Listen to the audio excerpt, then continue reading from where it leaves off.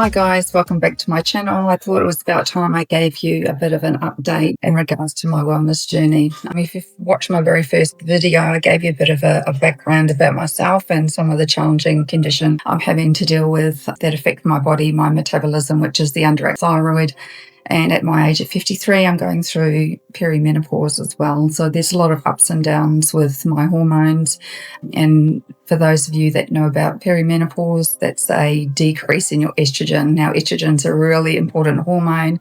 It dictates pretty much where you store fat, and it controls, it inputs into your hair, your skin, all that kind of stuff. But anyway, so what I decided to do was bring AI into the picture and print a program out for me that would benefit me, hopefully, and take into consideration of those conditions and challenges I'm having. Give it a go anyway. So it planned a 6-week foundation program, and the foundation program was to bring me back into more being consistent with my exercise. Whereas prior to that, I was consistent, but then again, I was off again, off again with bits and pieces. I was actually studying full time. So, a lot of the weekends were clogged up with assignments and I couldn't get to the gym and all that sort of stuff. So anyway, this foundation program was for 6 weeks. And what did that look like? It gave me 2 lower body and 2 upper body with a split in the middle where I could do some mobility stretches and a bit of core work, which I could do at home.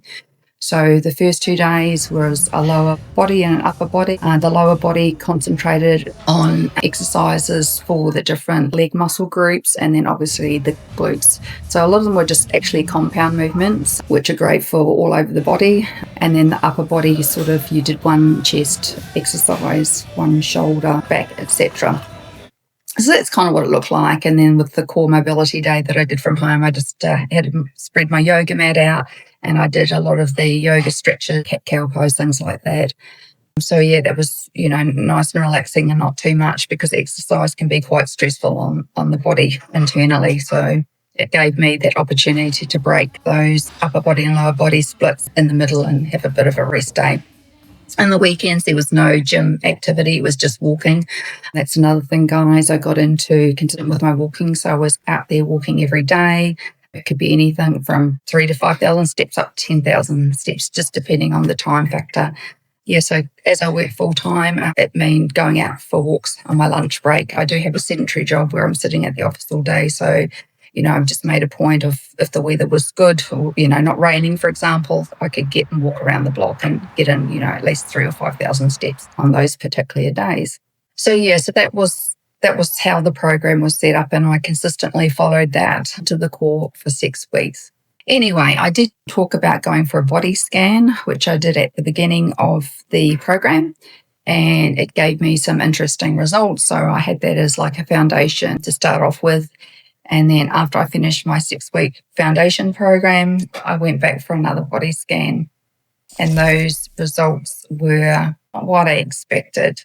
Part of that journey, guys, I've got a journal here, which I recorded everything in, including my body scan. So I'm going to go through what the results were. So as far as my weight goes, I did drop a couple of kilos in weight, which was great.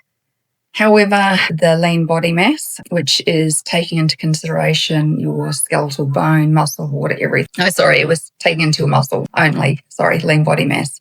So that actually declined. So I think from my weight going down, I actually lost muscle. So 52.6 kilo of lean body mass went down to 48.8. So a slight decrease in muscle mass, which is not really a good thing because we're trying to maintain that muscle mass. So that was a little bit disappointing, I must say.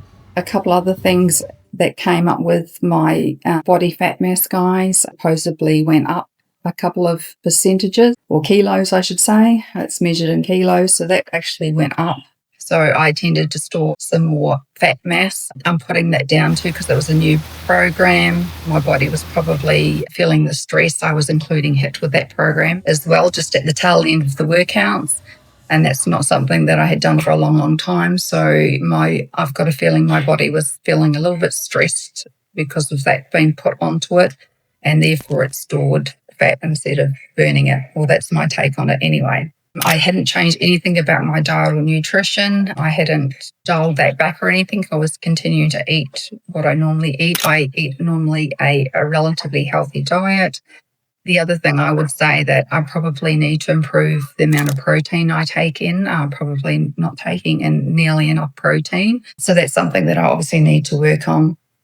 And the other thing was my biological age. I am 53. The last body scan said I was 48. Yay, that was great. But now it's gone back up to 50. So a few downers here in my body scan, and the overall score went from 7.5 out of 10 to 7.1, so it decreased as well. So not the best results I was hoping for, but I'm trying to look on the positive side of things, and like anything, nothing's ever linear. So it does take a while for the body to adapt to certain things, especially when you make changes, especially at this part of your life, and then having the condition, it can easily cause stress, internal stress. Yeah, I may not feel stressed, but definitely internal stress on the body, which I feel it really reflects in the results. But moving forward, I'm just going to continue on with my strength training. I think I'll take a little bit of that HIIT training out of the equation for now. I don't think hormonally my body is quite ready for it. I need it to get to a stage where it's a bit more healthier before I start incorporating additional things. There's probably a lot going on with the strength training itself.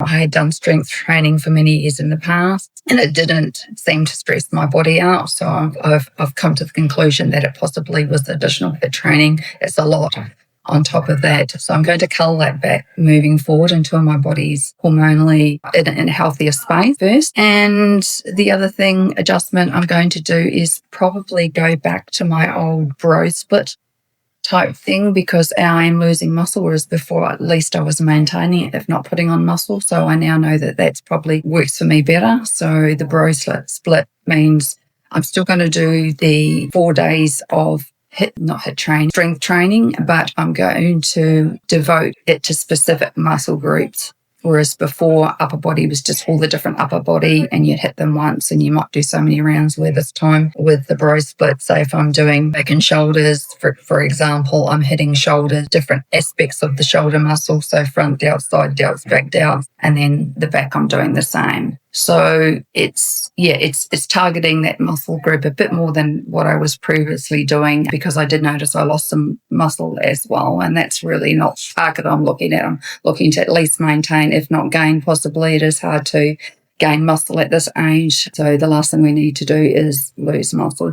So that's where I am with the fitness journey at the moment. I did take, after the 6 weeks, I did take a week off just to sort of help recover and things like that, but kept my walking up as well. I need to be active because of the underactive thyroid. So keeping that momentum going. I'm feeling a little bit run down at the moment, I must say. I've broken out in cold sores, and I've had a few weekends where I've had migraines. There's obviously some tension internally there, but like I said, looking on the positive side, I'm going to return back to the strength training program that I did have. I felt not that this new program didn't work, but I think my body is struggling to adapt to the additional stress. So I'm going to cull that back a bit and then see how that goes. As I showed you before, I've been keeping this little journal, documenting each session as I go. So I write down day one, what I'm doing on day one, and recording the weights I'm moving, how many reps, etc. And then from week to week, I can look back on the previous week and say, okay, I did this many reps or round and I did it at this weight. So let's see if we can, this new week, let's see if we can either up the weight a little bit. If that's not possible, then do a few extra reps. So it's called progressive overload. So I've been doing that. So I'm constantly challenging the body. And that's actually a normal thing that you do when you're doing strength training. For those that don't know too much about strength training, progressive overload is really good because it's constantly challenging the body. So guys, that's pretty much my update through the fitness journey, and then just trying to incorporate, the daily walks as well, and getting out in the fresh air and the sunshine. So guys, so we look forward to continue on with the program. Like I said, slightly tweak it, and I'll probably catch you soon once I've done another 6 weeks of the new program and give you another update. Otherwise, love you guys and see you on the next one. Ciao.